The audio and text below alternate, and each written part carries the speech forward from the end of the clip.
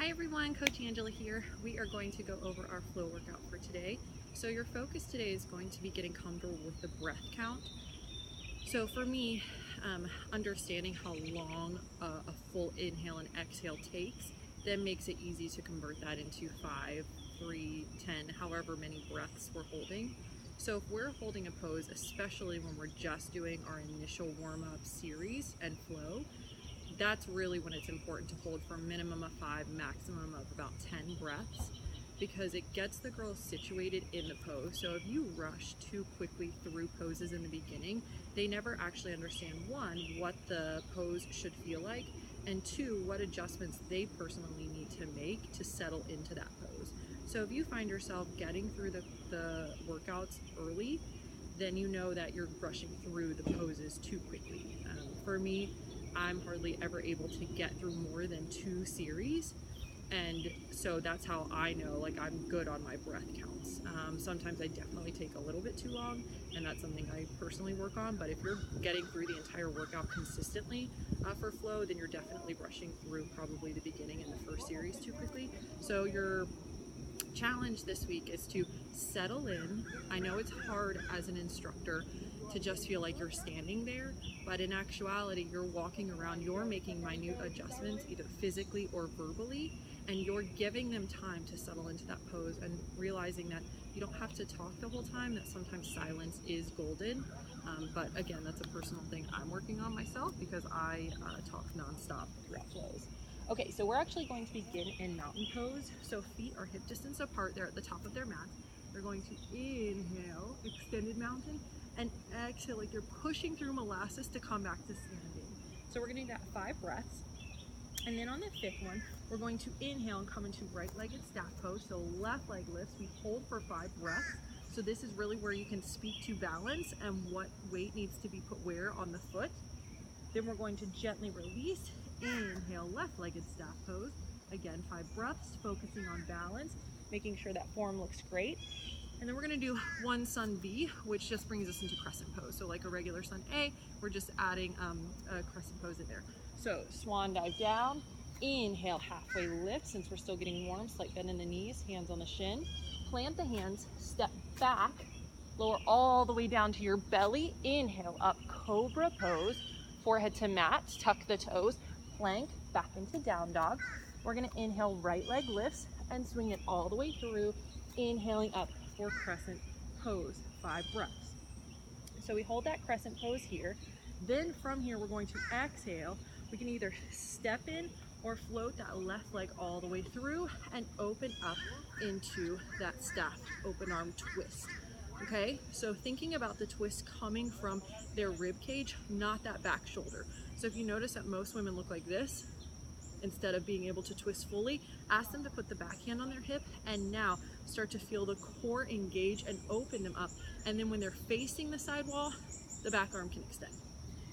So we're gonna do that on each side. And then we're going to meet back into extended mountain. And then exhale, we're going to airplane the arms in chair pose. And we're gonna do that 5 times. So we might bring the feet together slightly, big toes to touch. Some women prefer to stay hip distance apart, that's fine. And if you have any lower back pain, block right in the center to protect that low back. So we're going to inhale up, exhale, airplane, inhale up, exhale, airplane. This is also teaching them breath to movement. Then we're gonna do vinyasa to chair 3 times. So we're going to exhale, swan dive. So your vinyasa is the same as your sun salutation. Inhale, halfway lift. Exhale, jump or step back. By this point, we can add chaturangas in. Inhale into up dog, back to down dog. Soften the knees, look up, jump or step, big toes to touch. They have 3 chances to master that. And then inhale into chair. You're gonna do that 3 times. Then we're gonna meet in down dog. And we're going to bring right leg through. Sorry, I'm just reading this. So we're gonna come into crescent pose for 10 breaths. So we've got that beautiful crescent pose, 10 breaths. So coming up on that back foot in the floint, square the hips, drop into that lunge, shoulders relaxed. After 10 breaths, you're going to airplane the arms 5 times. So inhale up, exhale, airplane. So an airplane, make sure that their chest isn't resting on the quad. Core should be engaged, so it's activating them, and they look like they're gonna dive straight through the wall in front, like Superman, straight through the wall. So we're gonna do that 5 times. Then we're going to meet in chair pose, big toes to touch, drop it down into twisting chair. So hands come to heart, we hinge forward, left arm comes across the body, drop the glutes, dig the left big toe into the earth to prevent it from popping forward, and hold. Then you're going to release, do a vinyasa, second side. Oh, super fun. So we'll go through our crescent, our airplane, our chair, twisting chair. So now we're going to be back into our chair pose. So after our last vinyasa, we're going to meet in chair. We're going to inhale. We're going to twist to the right. So we've already been here once. Give them a few more breaths to get deeper here. Then you're going to lift and float the left leg back into crescent. So option to drop here, no problem with that. As long as they're getting their full twist, it doesn't really matter where the back leg is. This is definitely going to be more challenging. You can hold here for 10 breaths. Option to fly those arms. The gaze would be the last thing that comes up to the sky. And then we're going to inhale, come back through center, crescent pose, airplane for 5 breaths, and then release into forward fold. Big toe grabs. So peace fingers, grab the big toes, inhale, halfway lift, and exhale, pressing into the ground, pull against those big toes, allow the head to hang and pull. So the elbow should flare out to the side. Relax there for about 10 breaths. Then you're gonna do that second side. So our chair, twisting, right leg floats, open arm, come back to crescent, airplane, and then meet back in forward fold. Then you're going to give them about 1 minute to practice an inversion. So just making sure you give clear instructions here, because most of the time inversions are scary. So if they don't have alternatives to practice, they will just go into a bridge or a seated cobbler. So make sure you give all of your girls, no matter what level, options and modifications. So one big modification would be headstands or handstands on the wall, practicing crow or dolphin. So for those girls who, you know, advanced enough that they know exactly where they want to go, you might focus on breaking down crow for those other women who haven't quite mastered it yet. So hands a little bit wider than your shoulders. Some people prefer to have elbows in super tight, but if you're brand new to crow, one, that's shortening up your center of gravity, which inevitably makes everything harder. Think about a wide push-up versus a narrow, same with a squat. So if you're doing that with crow and you're bringing their elbows in too close, they're not gonna have as strong of a center of gravity. So if they have short legs or short arms, give them their little birdie perch to sit on and have their feet on, or give them the option to have the block in front so that they can tap and it will catch their head, since that's mostly the scary part, is bonking their head on the ground. But I don't think it's bad practice to get them comfortable with their head hitting the ground, because since it is so scary, once they do it once or twice, it's like, oh, that's not so bad. So we'll come up. If they're on their birdie perch, they're gonna lift one leg and then the other. Keep the gaze out in front. Those that tuck their chin are the ones who are gonna bonk their head. So that's the biggest cue I can always give, is keep the gaze out front.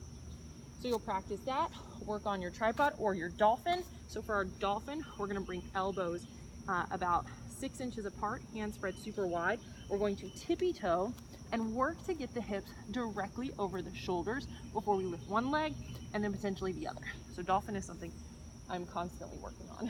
So you have about 1 minute there. Make sure they're having fun, getting out of their comfort zone, and you're cueing properly. All right, so then we're going to meet in chair. We're going to twist to the right, float the left leg back, fly the arms, bring left fingertips to the earth, so right arm is already up, and then we're going to go into twisting half moon. So you're here for about 10 breaths, then we're going to release in that cross-legged back straight-legged stretch, 4 or 5 breaths.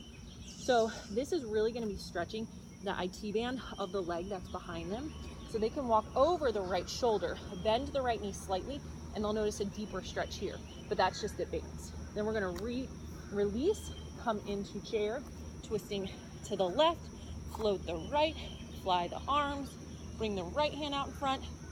Then we're going to go into twisting half moon here, and then release. Super fun. Then you've got another inversion for 1 minute. So same one, or they can advance to a new one. we're going to meet in our wide-legged straddle, and we're going to work on tripod all together. So tripod, they can even practice Black Widow, bringing the crown of the head to the mat.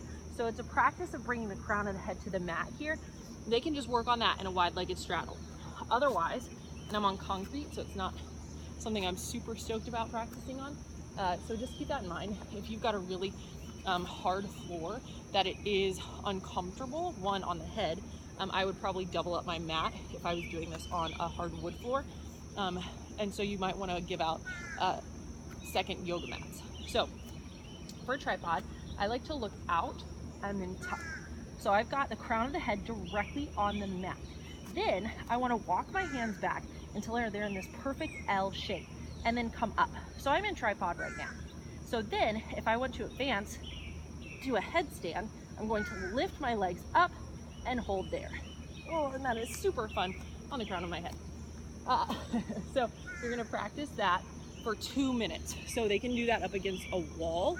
They can have partners, or they can just practice on their own, making sure that they know how to properly get out of it, which is to bring the legs down. Or if they fall, then they just need to tuck their chin and they'll continue rolling out of it. And then you can also advance, lifting the legs up super slow, bringing them down super slow. So 2 minutes. Then we're going to go into wide-legged straddle sit-ups, 20 total. So our wide-legged straddle sit-ups, we're here. We're going to exhale to the right, lower down to the center, lower down to the left. Then we're going to go into leg climbs, 10 each. So I'm going to climb up my leg and back down, 10 each side, making sure the knees squeeze together.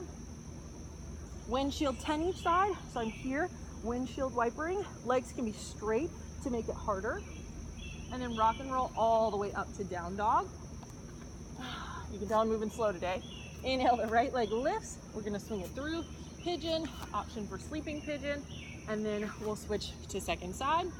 Then we're going to jump or step to bridge pose. We're going to hold 5 breaths, boat pose.